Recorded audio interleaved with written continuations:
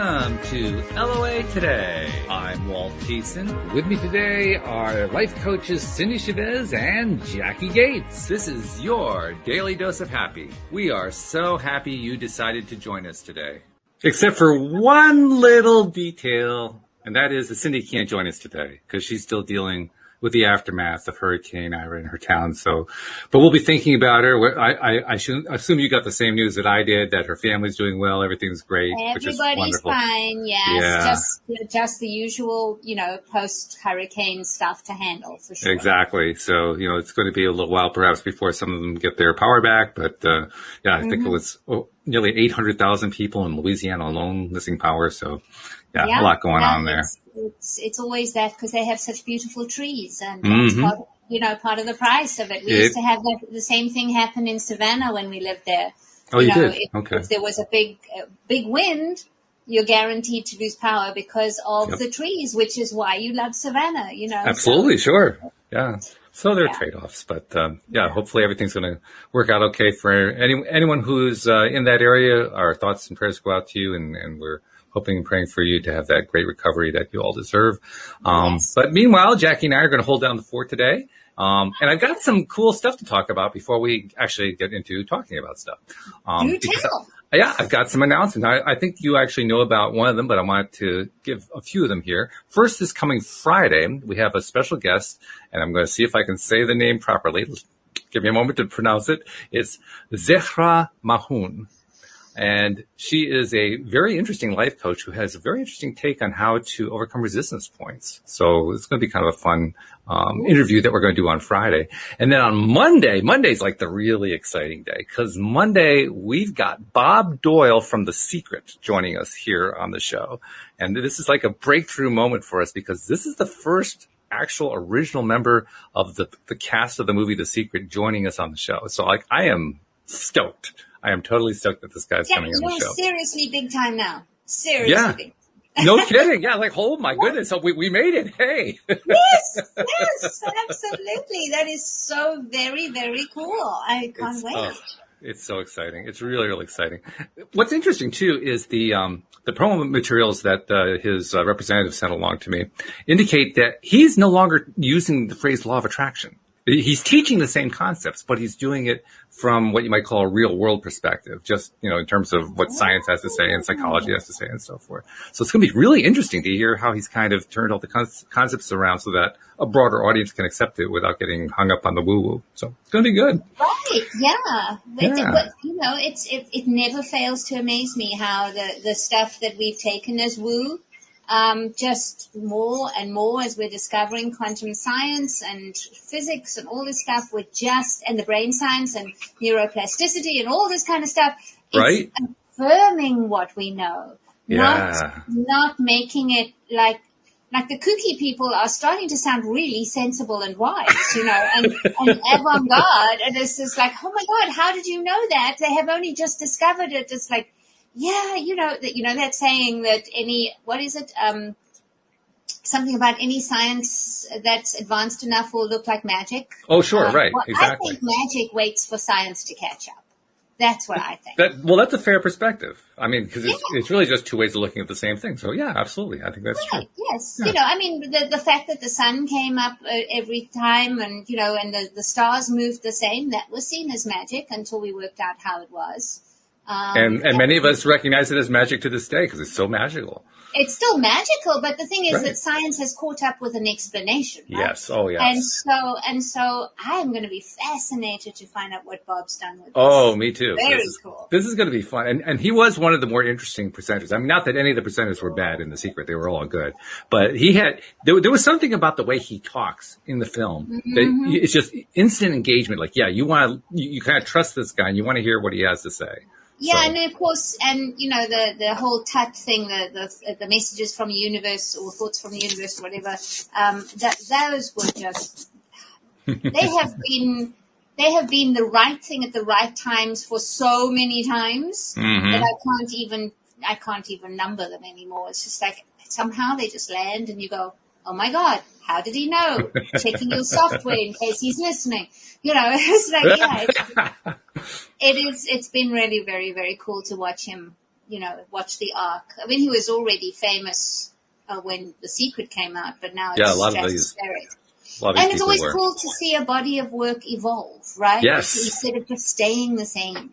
I love that. Yes. So very exciting, no doubt about that. And then the very next day, we're going to have a visit from a gentleman named Master Lama Rasaji. He is one of only 12 Master Lamas in the world. And I'm thinking, this is going to be seriously cool. I mean, I'm kind of wondering, normally I'm very proud of my ability to ask insightful questions. I'm not sure if I'm going to have enough insight to ask the question this guy can deep down go to. I mean, we're just going to have to find out. I don't know. I don't know what to expect here. I would imagine your questions are going to be fabulous because you'll ask the questions that your listeners are thinking. Well, that's what I try to do. That's exactly what I try to do. So thank you. That's a vote of confidence. I need that one. Yeah. Yeah. And then next Friday, not this coming Friday. This coming Friday is Zehra Mahoun, but the following Friday, David Strickle and the streamer David are going to be joining us again. So the next 10 days or so are going to be really, really cool. Really, really good. That is so good. Yes. Yeah. It's going to be great. And of course, by next Wednesday, of course, Cindy will be back at that point, and the two will become three again. I'm going to be really curious to see what stories she has to tell coming out of that particular experience, because she and her husband, actually, all you have to do is check the weather forecast. Okay, it's time to move out. They moved to Dallas, Texas, and they've been there ever since, dealing with stuff kind of by phone and by internet and so forth. But even with that, there are going to be stories in there. And I'm just, I can just hardly wait to find out what those stories are going to be. So yes, absolutely. Yeah. But in the meantime, we're going to just carry the mantle forward here a bit. I see JB saying hello in the live stream. Hello, JB. Thank you very much for dropping in. I wanted to just kind of tag on to the whole disaster scenario, because there are a few factors that are interesting from a law of attraction perspective. The first one being that they happen. And when we recognize, especially those of us in energetic law of attraction circles, when we recognize that we are the creators of our own experience in all areas, including the areas that are most uncomfortable, then when a hurricane comes along, we have to, at some point, admit, I guess we probably did attract that in some way. But that's a tough kind of a concept. No, you said the key piece here. We are the curators and creators of our own experience. We are not the curators and creators necessarily of the circumstance. Well, that's only a good point. Our experience of it. That's very right. Good. So you've got Eli Wiesel in Auschwitz, right, curating an experience that is vastly different to how everybody else there experienced that. True. So you have people who navigate natural disasters with way more aplomb and optimism and resourcefulness than others do. And you have people that will stub their toe and have it ruin their day. It is not, we have to make sure that we are, like, we refer to it as a disaster, but the planet doesn't see it as a disaster. No. The planet's doing what the planet does, right? There's a balance here where we have to, I talk about the difference between evidence and events. An event is something that happens outside of you. It is co-created. It's something like a hurricane. It is something that you experience. And evidence is an event that is created through you. So, for example, you experience a hurricane. That's an event. There's nothing you could have done to prevent it, change its course, nothing. It's an event. Therefore, taking responsibility for the circumstance is daft. It's not yours. But taking responsibility for your experience of it and how you navigate it, that's different. And then when you have things that happen through you, so, for example, you win the Oscar. Or a Tony. Yeah, I wonder why you think about that one. Oh, yeah. But you win some grand award and people go, oh, I did nothing. They are making that an event instead of evidence of who they are. And so they're not curating and creating they're not seeing themselves as part of that. And we do it the wrong way round. We take the crap stuff and make ourselves responsible for it, and then we gloss over our successes. It should be the other way around. True. But we're always curating and creating an experience of a circumstance. Not necessarily, there's too much co-creation. We are working with a planet that has literally a mind of its own. We work with bodies that have minds of their own. Right. We're collaborating always, but we curate our experience and create it. That is entirely our control. We can choose our thoughts. We can choose our attitude. We can choose the story we want to experience. I was teaching in a class this morning and saying, you can decide who you want to be when this thing ends. And then just navigate towards that. So, if you start your like a Monday morning and you think, oh my God, I'm going to be horizontal by the time 5 o'clock comes. Sure as hell, you're going to be horizontal by 5 o'clock comes. And Monday, okay, it's going to be stressful, but I can see myself sitting down to dinner thinking, hey, I did this. I'm exhausted and I'm tired, but I made it through. And I'm really pleased with how things went. There's the difference. The circumstance of Monday is the same. Office workers co-creating with you, planetary stuff going on, governments doing their thing. All of that is your circumstance to work with and collaborate. But your attitude, your thoughts about it, the story you tell, the way you show up, that is your role in co-creation. Yeah, there's a few points that you make there that I really like, particularly making reference to the co-creative aspect. It's a topic that we probably should talk about a little bit more often than we do here on the show, because it's a pretty important topic.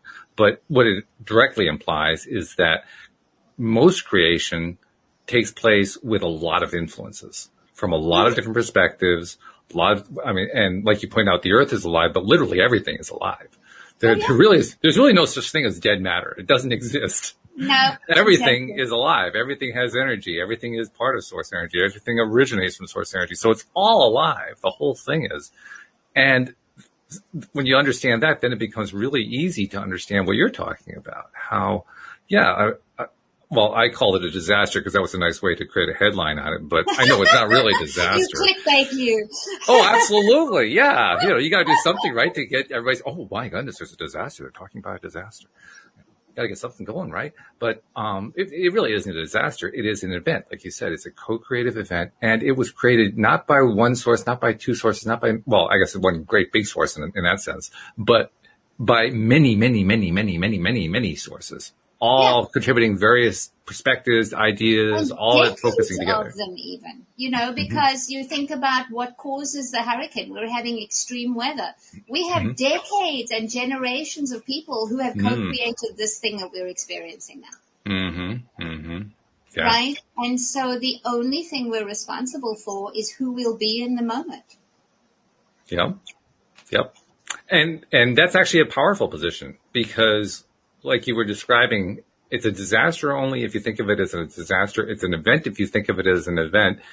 And that's where the experience part of it comes into it, because we get to decide how we're going to think of it. I mean, to be honest, there are some people who look forward to things like hurricanes. There are like storm chasers who their life is, going right into the heart of this crazy, wild maelstrom and just saying, let's get as much measurement as we can here. I know, right? And the rest of us watch the movie and say, are you people crazy? And it always amuses me that one of the top 5 stressors top 3 stressors of humans is to move house. Moving house is my biggest adventure. I have moved house 8 times in 10 years. I love moving home. In fact, we're about to re-sign a lease and it's like, okay, well, all right. I like it here. It's good. We'll be all right for another year. But I'm already going, you've already got the next one one planned. Look at that condo that's on, on show, and I thought I'd have a look at this new block they're building. Because it's part of my reinvention. It's part of my evolution. I love it. And, we sold up a 4-bedroom home down to 8 suitcases, and we brought 2 kids to this country, and we knew one person on the entire continent. And all I could think of what an adventure it was, and how divine, and how I was going to make the American dream come true. And that's what happened. But I have colleagues from South Africa who came over with not quite the same attitude, who didn't find it as easy to settle in and settle down. So, so it is this thing. And the cool thing, as you pointed out, we do have absolute control about how we choose to face something, how we choose to label it, what story we choose, how we're going to show up for it. But the cool thing is we can prepave that, to use Esther Hicks' thing. We can decide in advance. We can say, okay, we're relocating for the hurricane, but oh my God, we get 4 nights in a hotel. Yay! What a story we're going to have to tell. And well, you wanted a road trip? Here's your road trip. It's this kind of a thing. It is. I'm not diminishing experiences. There are some experience. Humaning is hard. Sometimes it can be really hard to navigate. However, when we abdicate the power that we have to the outside events, that's when we are literally in victim mode. Which, by the way, is what most of us do most of the time. Let's be honest. That's the way most people navigate life. It's kind of taught, because as kids we're told what to do. We're punished if we don't do it. We're controlled. And when small people need to be controlled to a certain degree so that they'll actually survive. But at the same time, there gets to be a point where you have to go, okay, this really is my choice. And what one needs is a coach or a mirror or a podcast that asks us questions to say, have you thought about what you're thinking about this? I like that. Nice phrasing. Yeah. Because that's what it is. And the words you use, because I call them the words are spelling.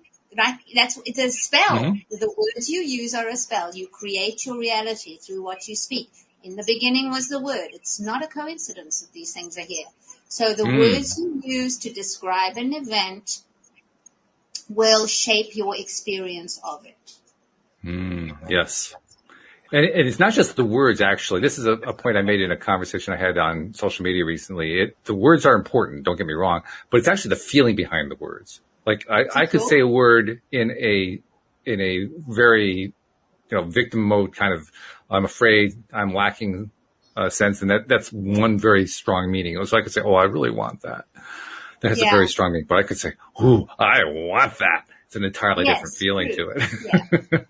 There's such other joys of English, right? I just found something that's called capitonyms. What is it? Capitonyms, like synonym and antonym. This is capitonym, and it is a word that changes its meaning when you capitalize the first letter.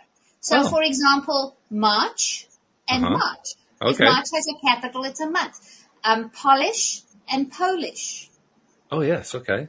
I had no idea. I'm such a sort of grammar nerd, and I was like, oh my God, I did not know that existed. There's a whole slew of them, and it's just like, there you go. But this is the nuance and the joy of the language that we can use. And language is not only powerful, but it's also different from language to language. I mean, each language has its own idiosyncrasies. I mean, English is probably the most idiosyncratic of all the Romantic languages anyway, just because there are so many multiple meanings to words. Most other languages don't have quite as much of a wide diversity of meanings that we apply to words in English. But all languages have these idiosyncrasies, and they all have these fun things. That's what I think of that. That's a fun thing, right? That's like a little fun fact kind of a thing. So that's one way, that's the way I look at it. I could also look at it as, oh my God, this language is impossible. I think if you were learning it as a second or third language, perhaps I might actually do that. Like, do I really have, how did this language end up being the dominant language on the planet? This is crazy. Right, I mean, come on. Yeah. I know, right? It is.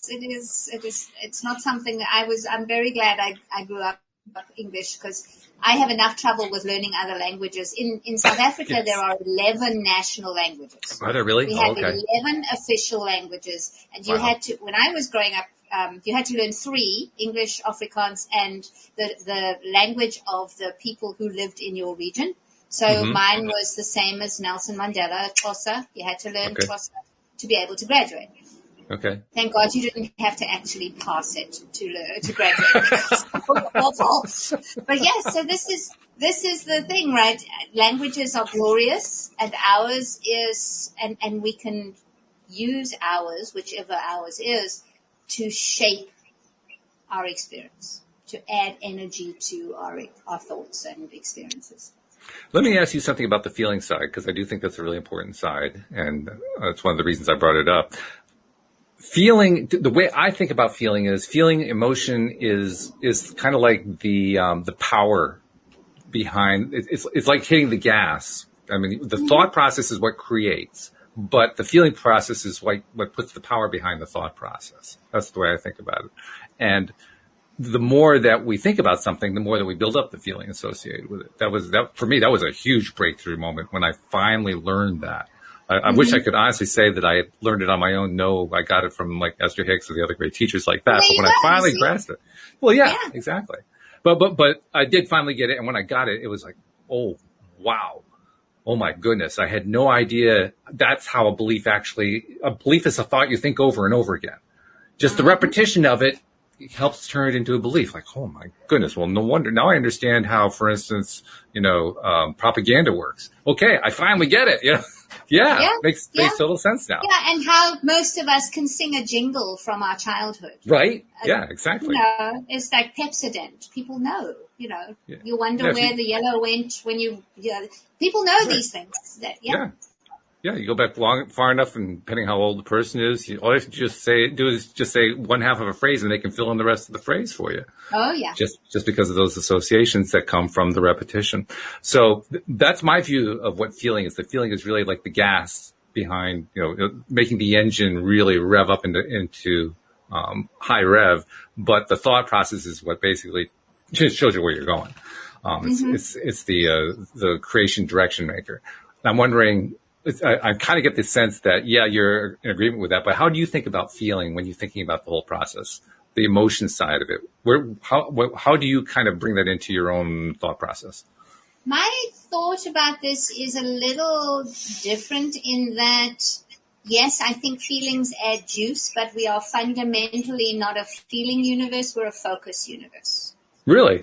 It is, that's what quantum physics shows us, and what is that the repetition is the key. The focus is the key. The feeling helps you focus, because if you feel good about something, you'll keep that. You'll keep focusing on it, right? If you're wanting something, you'll focus on it. But then also the feeling of when we don't want something, when we're resisting something and it stays, that shows us that the feeling doesn't matter as much as the focus.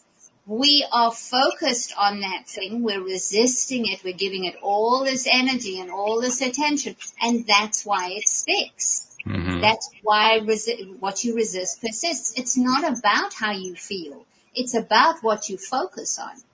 But when you can choose something that's really good to focus on and you whack a lot of feeling behind it, then you've got a twofer, right? Then you really got to make the magic happen. Okay, well, that makes sense. I guess I hadn't really thought about it in terms of focus. That's a good way of kind of bringing it all into focus. But I guess what I'm trying to drive at is the feeling portion of it is, I do think of it as a feeling universe. And when you say, no, it's not a feeling universe, it's a focus universe, I kind of like stop for a second, like, oh, is it really? Maybe it is. So I'm going to be kind of cogitating on that one for a bit. But for me, the reason I like the idea of it being a feeling universe is that, going back to the example of somebody who is focused on stuff that they don't like, we focus on stuff that we don't like really intently. And you made a comment that we often talk about here in conscious creation circles. Well, we tend to focus on stuff that we like, that feel good to us. But we actually spend a lot of time focusing on stuff that doesn't feel good to us. And it can actually be quite addictive. Yes, absolutely. It's a chemical. Mm-hmm. So kind of raises the question, well, do we really focus on what we like? Because we spend a whole lot of time focusing on what we don't like. No, we don't focus enough on what we like. That's why the happiness is fleeting. Right? This is the thing we have to change, is that we focus way too much on what we don't want. We focus on the feelings that feel, that's why find a better feeling thought. Esther says get happy. I don't even think you have to get happy. I think you have to just get neutral as far as that kind of thing is concerned. Neutral's a big improvement, no doubt. Yeah, neutral is a huge improvement. And from there you can decide where the happy lies, right? Mm-hmm. But I think that if you can find something to focus on that you don't resist, that's huge. Oh, absolutely. Yeah. Right. And, it's Bob Doyle said, thoughts become things. So, and he talked about, in The Secret, he talked about lying on the couch visualizing for 5 minutes, right? Mm-hmm. And so that's a daily focus. That was a daily focus, and he added feelings to it. But the focus is part of it. Those two things together are dynamite. But focus, I think, in my experience, focus will outweigh feeling. You don't have to feel good while you're doing it. You just have to feel neutral and not resistant. But when you start to feel good, when I started, then you're starting to chug forward at a much faster pace. But it still raises that interesting question that I think is probably going to be discussed for generations until the whole thing really, really, really, really, really shifts. And that is, why is it if we spend so much time focusing our intention on, I'm going to focus on what I like, and then we finally get to a neutral place, and in that neutral place that we start to reach for, oh my God, I'm reaching for the stuff I don't like again. It's like we've got this long, drawn out, over centuries momentum that's been built up, and I just have to keep looking over there. It's like people going to the stock car races to see the car crashes. We're constantly looking for the car crashes. Here. Same kind of thing. But this is part of humaning. Our human brain is designed to keep you safe, which is odd in this context. Uh-oh. Screen freeze. Oh no. Oh dear. Okay. Well, while Jackie is trying to reconnect, I will take a moment to just remind people of what we're talking about with Bob Doyle, that he is going to be a guest on the show next Monday, which is going to be really, really exciting. He is, of course, one of the original presenters in the movie The Secret, and of course in the books as well.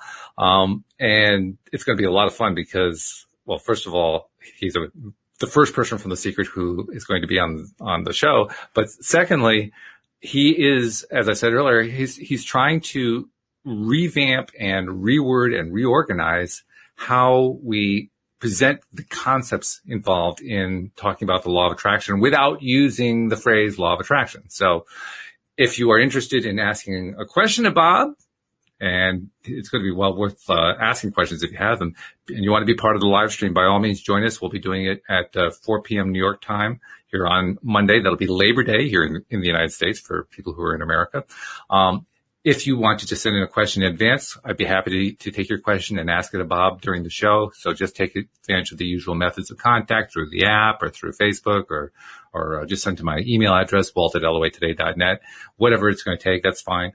And I'll be happy to include your question in the conversation. But I can tell you this, the questions that I'm going to be asking are going to be about where he's at now. I mean, yes, we'll mention briefly where he came from, how he got into The Secret and all that. But we're going to move quickly into where his thought process is now, because The Secret came out, let's see, that was 2006, I think it was, that movie came out. So that's, 14, 15 years ago? 15 years is a lot of time for a person to continue to develop. And I think about somebody like Bob, who at that point in time had developed so incredibly to the point where he was, he was involved in the secret. He was Bob Doyle. Then I think about, okay, what's happened in the 15 years since then? That's what's going to be really cool to find out about. I got the feeling that he's going to come onto the show and he's going to give us concepts that we hadn't even considered yet, which is quite a feat, actually, now that I think about it, because I've been doing the show now it'll be 9 years this month. 9 years ago, in September of 2012 is when I started the show. And I know how much I've grown in that time. I can only begin to imagine how much he's grown in that same period of time and beyond. So it's going to be a lot of fun. Not sure what happened to Jackie. She kind of dropped off there. Hopefully there's not oh, here she comes. She's getting back in here. And yeah, okay. No. Hello. Apologies. All the internet went down for a minute. Everything went down. Okay. Yes, everything. I've got another PC here, and it was like, everything died. Anyway, we're here. Yay. Well, that's a good thing. That's all right. I just took a moment to remind everybody about the Bob Doyle visit. So this is all a very good thing. I'm so excited about that. It's going to be great. And you get him all to yourself. I'm so impressed. Well, not all to myself. I have to share them with my listeners. Oh, yeah, I know. And my Monday co-hosts, too, Yeah. In fact, I was just telling listeners, they can actually send questions in, or they can be part of the live stream to ask questions, too. So it's going to be fun. Good, yes. I was going to say that. They're going to have questions as well. Absolutely. Of course. Yeah, you get somebody of his stature on there. I was also commenting. I mean, it was 15 years ago. I was figuring it out while I was talking. 15 years ago that The Secret came out. Really? Is it that long? Bob Doyle, yes, 15 years ago. Bob Doyle had achieved an amazing amount of growth in his own life to the point where he was invited to be a part of The Secret. Yes. Imagine how much more he's done in the 15 years since then. Incredible. So, I mean, I'm anticipating he's going to be sharing ideas that we hadn't thought of before. Mm-hmm. Because when you are that advanced, you're coming up on stuff. You're among the people breaking the new ground, right? Oh, you're the ones. For sure. You're one of the ones who are, no, that's fine. You're one of the ones who are just, like leading the way to everybody else. So yeah, it's going to be exciting. It's going to be fun. Yeah, I don't know if we can get it all in 1 hour, but we're going to try to. Good luck with that. Yes. Thank you. I appreciate that. But anyway, we were talking about, the energy and how, emotion plays a role in that, and more importantly, how the focus plays a role. And I'm not sure what thought you were, caught on when the whole thing went completely there for a second there, but let's just kind of return there and kind of tie that up together if we can, because I think you were making an important point, and if I can kind of paraphrase it, you were basically driving at the idea that our energy and our focus not only create our experience, but they create the way that we handle that long-term momentum, because we were talking about old energies, negative energies that we were trained into and so forth, how they build up over time, and our focuses tie up into that. Yeah. In fact, I think the question I was trying to kind of address was, how is it that we continue to get drawn back to? Well, we want to focus on stuff that we like, but we keep focusing on, oh my God, the car crashes. We keep diving into that thing over and over and over again. It's like we're addicted to it. We are, vaguely. I mean, sort of chemically we could be, but it is this case of our brains are warning systems. They are designed to keep us safe. They don't give a damn about how we feel, really. Mm-hmm. They just want us breathing, and preferably vertical, although that's also optional, right? So it's there yes. to keep us safe. When you see a car crash, it's information. It goes, oh, look, see, that could happen to you. So next time I jump up and down about your driving too fast, this is the piece of information I'm going to throw at you, right? Mm-hmm. And unfortunately, I wish I could do a study about this, because people have always told people stories, right? So we all hear, like there were hurricanes before Katrina. Oh, yeah. We didn't have the technology to see it the way we did. We didn't have the technology to watch it happening. And I wonder how that shapes the human experience of stuff.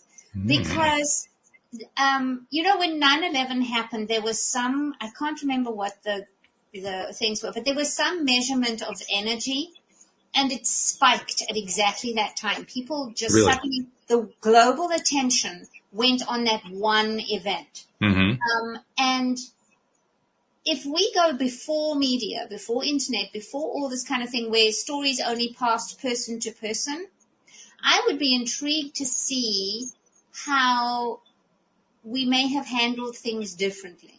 We may have not expected, not been quite so certain of disaster, not so certain of a particular outcome. It would just be really interesting. But what I do know is that the media adds to the feeling and the attention that we give to certain things.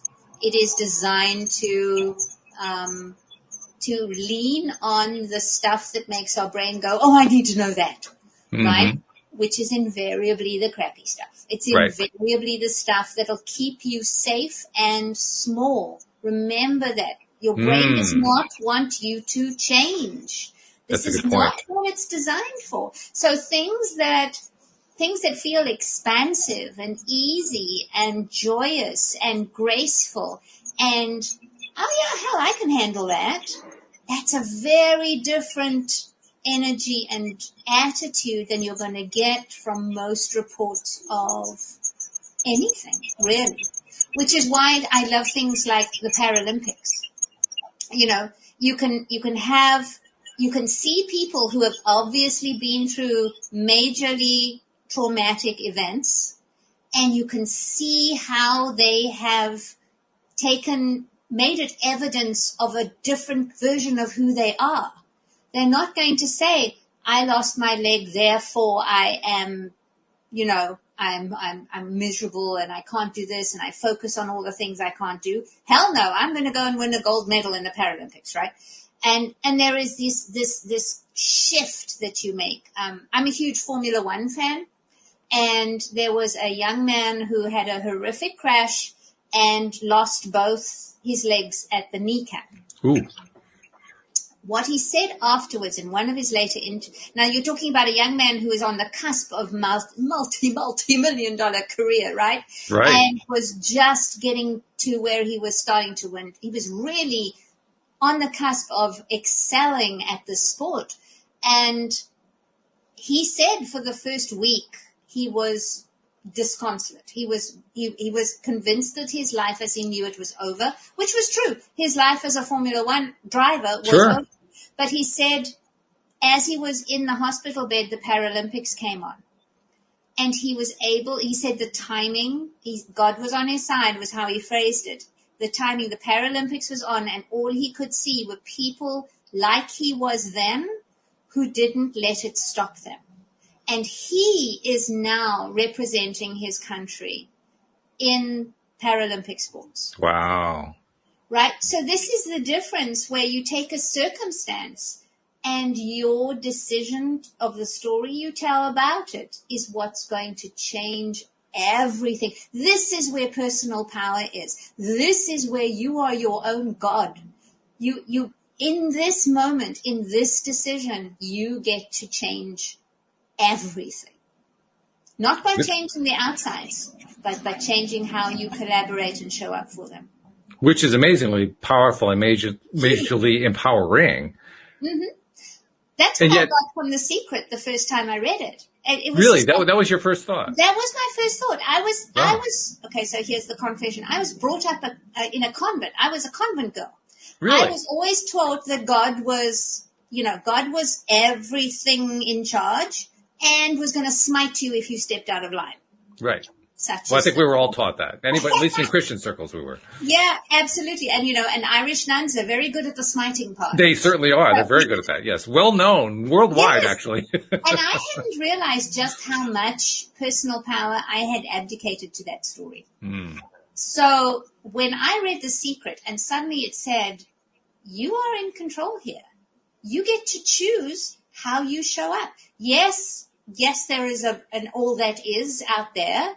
Because, the planet and people and everything, that's not your concern. That's all that is concern. But where you are now, you are a fragment of that. You are able to change. You can choose your thoughts, and your thoughts can become things. That blew my mind. And that was where everything started to change for me. That's where I started doing the acting as if part. And I immersed myself in law of attraction, and I started writing my life like I wanted it to be, and then acting as if it had happened. And boom, within 6 months, changed my whole life. So yeah, this is the piece that we have to take back. We have to reclaim our realm, and our realm is in our heads. I often think about the fact that we are all, to use the modern term, we're all part of source energy. Yes. I think it was Abraham that described us as being fragments. Yes. Yes. Isn't that the word they use? I think that we're fragments of source. Of all it is. Yes, right. I've always loved that. And I kind of take it a step further because I've given quite a bit of thought to it, and I realize that, like you described earlier, like I have life, but my body has life, and my individual cells, I have like trillions of cells, and each of those cells has life, and each one of them has perspective, and each one of them has this ability. And then the earth has this ability, and all objects have this ability, and everything everywhere has this ability. And as I think about that, I realize that's pretty impressive, because no matter how large or how small the fragment is, it has the same amount of God power, so to speak. Yes. In its own realm, it is God. Absolutely. Yeah. Which is fascinating. I mean, first of all, because wow, source energy is pretty cool. Yeah. It really, I mean, to have that ability, no matter how large or small the fragment is, to have basically everything in that fragment. It could be the tiniest, it could be a single dot of fragment. It could be nothing in terms of size, but it doesn't matter. No, it doesn't matter. And what I love is the analogy of an acorn. An acorn is an oak tree. Mm-hmm. It just looks different. Yes. and we just look at it, but everything that an acorn needs to be an acorn, an oak tree is in the acorn. It just needs some soil conditions and water and sunlight and stuff. It needs to collaborate with the earth. This is us. We get to do the same thing. All the same information in both things, and that's what makes them both part of the same thing. The version of you that has everything you want and isn't hooked on, CNN or whatever, that version of you is as possible as any other version of you. You just have to choose to be that.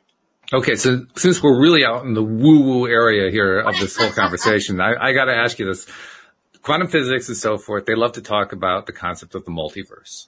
That for every single possibility, for every single event, there are an infinite number of alternatives, and there's this constant multiverse that's expanding in an infinite number of directions all at the same time, playing out all the different possibilities. I presume from what you're saying that you kind of buy into that idea. Do you ever think about that and ask yourself, how do I even deal with that one, because it's so mind-boggling that my brain can't handle it? I don't have to handle it. I just have to choose the one that feels the most delicious and collapse the universe around that. Collapse the field around that, right? So there is this, my friend Lisa Marie Hayes has a brilliant words around it. And she said that you imprint on the field, right? So this is your observation. Mm-hmm. So you decide what you want to be. You decide how you want something to end up. You choose a thought, basically. You make an intention. Okay. Mm-hmm. Then you collapse around it. So you stop looking at any other options. That's what intending is. You stop looking at getting distracted with what else might be. You just collapse, and your field will collapse. This is observation.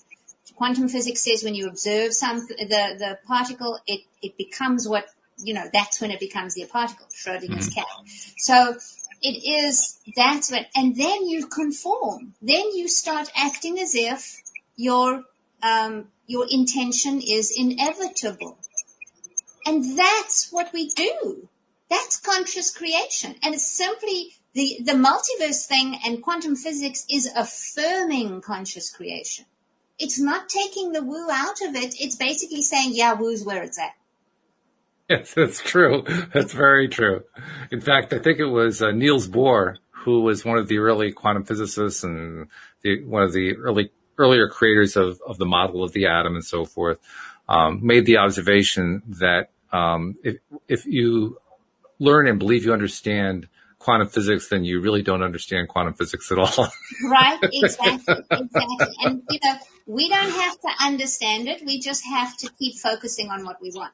This is what law of attraction has said from the beginning. But it is that thing. It is that deciding, imprinting it on your that's why I work with houses, right? Whether I work with your nest, I work with your immediate environment, because your brain will believe what it sees. So when you see evidence of who you're becoming in your current environment, it helps with the focus. It helps with the intention. It reminds you. It's a literal reminder. And your brain goes, oh, that's who we are now. Okay. Right. And then then the universe, this is how it works. The field will collapse. So yeah, I love the idea that all potential is available to us. And this taps back into the beginning of the conversation. When we are threatened with a disaster, remembering that possibilities are available to us. Which one will you choose? Which one will you aim for? You may have to course correct and change and, do all the things that the current circumstances demand of you. But if you stay in the beingness of somebody who has decided that they will ride this out, or they will have a fabulous dinner party story to tell at some point, right? I mean, whatever this happens to be, this is how we thrive as opposed to survive. I think the part that still amazes, that's not even the right word, it grabs my attention every time, let's put it that way, is not just the realization that we have the choice, but that the choice actually matters. Yeah, so much. That's probably, I think that's probably the source of where all the confusion about how to apply law of attraction comes from. That the belief that my decision really does make a difference. Mm-hmm. My decision really does change my life. It does change my experience. It does change everything about it. Yeah. That's, especially when we're trained in the opposite direction, that's quite a thing to think about. Yeah, it is. And, it's the absolute antithesis of the industrial complex. Oh, completely. Yeah, so because they don't want us to think for ourselves. They don't want us getting off after some desire, right? They want us conforming to what they see. So they keep imprinting. They imprint by media. They imprint by advertisements. They imprint by billboards and all this sort of stuff. They just keep hammering home this thing that we are helpless.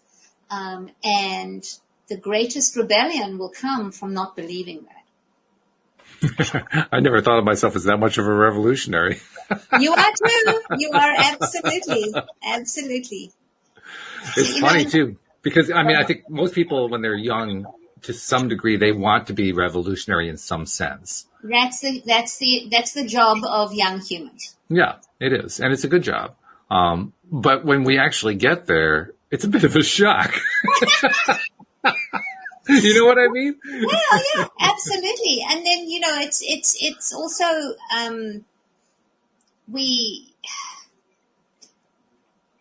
I love that it's the misfits and the avant-garde and the people who rebel that move humanity forward. And I'm hoping that at some point we won't keep bashing them for being misfits and avant-garde and rebellious. Right? Because it is them that make humans what they are. It's the guy who says, hey, the earth doesn't actually, the sun doesn't revolve around the earth. We are not the center of the universe. And, the guy that says, there's a reason an apple falls. And there's a guy that says, I can prove mathematically that this thing will happen. And we can fly when we're heavier than, air. And these are the people. These are them. And yet the critics will come and say, stay safe, stay small. Don't believe them, whatever you do. And then at some point we all go, oh yeah, that's makes sense. My favorite phrase that describes that in a nutshell is pay no attention to the man behind the curtain. Yes. And there's the other side of that story. You had the power all along. Yes. The allusion there is to the movie and originally the book, The Wizard of Oz, which is exactly what the characters learn in that book. Mm-hmm. That's precisely what the story of the first book in the Oz series was about. Yes, about exactly. Learning that you have the power. Exactly. All you need is a fabulous pair of shoes. That's right. And which a broomstick does help, you know. But Yeah, true, true. I have one of those too. you have one of those too. Not doing the green skin though. So yes. No, that brings. Oh, yeah. What Margaret Hamilton went through. Oh my God. Yeah. Yeah, well, I mean, the guy talking about that movie, the guy who initially was going to play the Tin Man ended up hospitalized because of the silver paint they That's put on right. him, Yeah. and he didn't get to play the part after all. No, he didn't. But he did get to be part of the Beverly Hillbillies, so that was a good thing. Yeah, well, there's always a second prize. That's right. Oh, yeah. It's amazing how this stuff works. The other thing that's really interesting about The Wizard of Oz that I think about occasionally is how, for me, it was a traumatic event watching the movie because I first saw it when I was 5 or 6. And The Wicked Witch featured, every time that we saw it on our little black and white television, she featured in my dream that night. Oh. And it was terrifying. Of course. And then over time, you grow up, you learn how, you know, what the difference is between the reality and the fiction and so forth. But you also, the feeling is still very deeply embedded.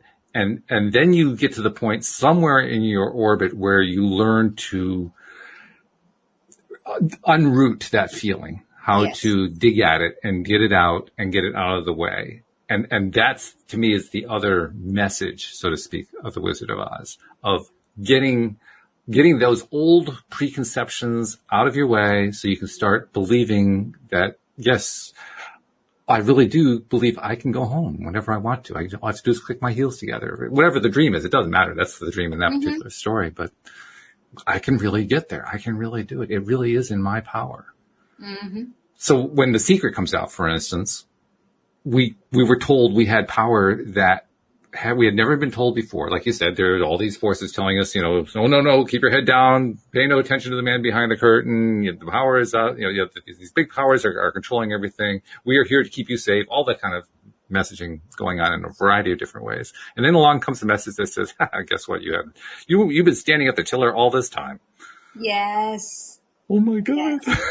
How did I not crash the car? It's both exhilarating and terrifying. It is, exactly. That's the point.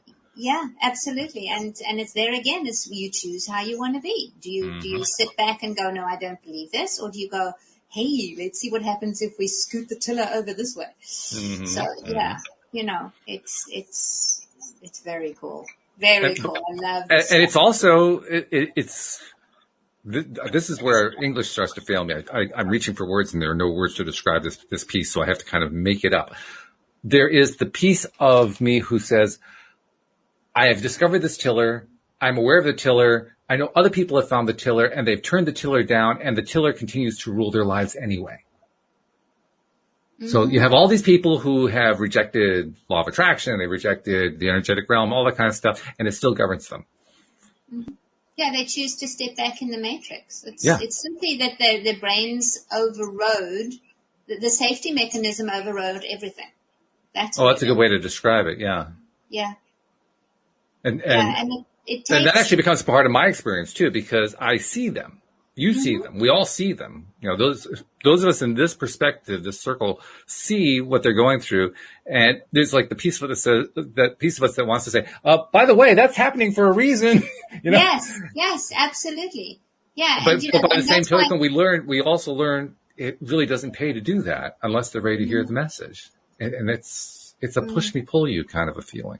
Yeah. You're constantly seeing it. You can, like, I was noticing it particularly with COVID lately. Lately, I've been really noticing how the placebo-nocebo effect have played a major role that is completely unnoticed by the medical establishment. And I'm thinking, but guys, law of attraction, it's actually telling you this is why it's all kind of building up and so forth. And it's just pointless to bring it up because there's just not enough space to hear it.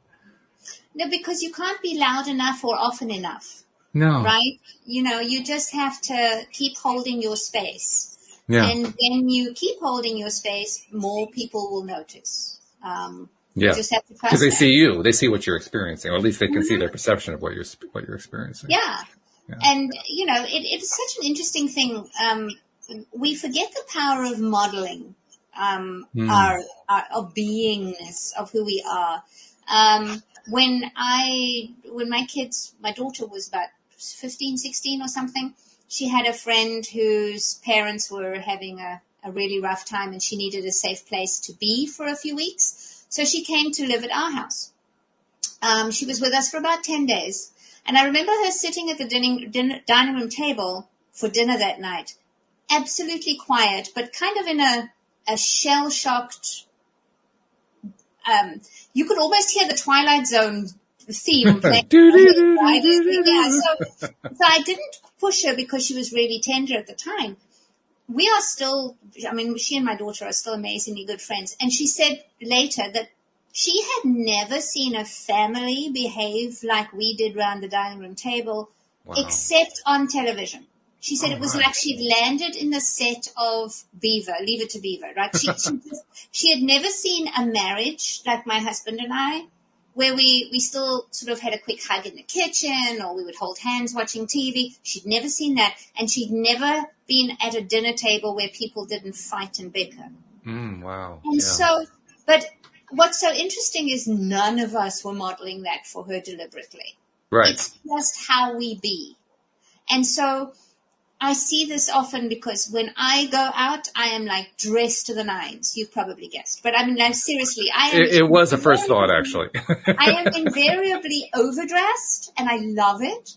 And I will also be deliberately stand outy, which is my way of saying that I am not here to blend into the scenery. Yes, I would gather that. What happens then, though, is that I see this, I become a walking permission slip.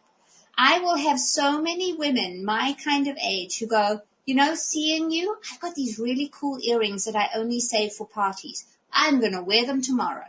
Or they'll say, I have, there's a lovely saying that says life is short, you need to wear your party pants. So this is how I live. And whenever I'm being that unabashedly, people, it'll trigger something. They'll remember something else and remember something else and remember something else. And then suddenly I'm the thing that goes, hey, you can do this. And so, we don't know when somebody will listen to one of these episodes and go, oh yeah, this is like the 20th time I've heard this. I can maybe consider it. Yeah. So we just have to keep being the fragment of all of that is that we are. Keep doing what we're doing. And that's because if we resist them, that's where the energy goes. We rather have to put the energy back on being as we do. And so that's the key. It's a great reminder, too, about just how powerful we are by not trying to be powerful. Yes. Yeah, and we're not trying. I posted on Facebook, I'm not trying to be an influencer. I'm trying to get people to be less influenced. Ooh, I like that. That's really good. That's my goal. Very nice. That's my goal. So yes, and I'm going to do a shameless plug. I am currently doing 1 hour for an experiment. I'm doing 1 hour sessions around this. So if anybody wants to hit me up, it'll be fun. Yeah. Oh, okay. How do they take advantage if they want to do that? Get hold of Google Jacqueline Gates. Jacqueline at JacquelineGates.com will get you to me. Give me my email, Jacqueline at Jacqueline-Gates.com. And I'll just have a quick conversation via email and we'll see if we're a fit. And I would love to talk to that because I think the more we turn up the volume of our inner guidance and turn down the outside noise, the better off the entirety of humanity will be. No doubt about that. I could also say that the more that we increase the noise that Jackie Gates shares on the program, the better the show is. This show is way better off. So seriously, thank you very much. We really, really appreciate it. And it's been so fun. While we dearly miss having Cindy this week, boy, you fill in the gap beautifully. You really do. Thank you. And it's fabulous shoes to fill, but we filled them. And yes, and we'll see her next week. That's right. She'll be filling her own shoes next week. Which is yes, all right. Lovely conversation, Walt. Thank you. Thank you to all of the people in the live stream and looking forward to joining us on Monday when Bob Doyle is here. In the meantime, thank you to podcast listeners everywhere. We'll see you all next time here on LOA Today. Goodbye, everybody. Bye, everybody.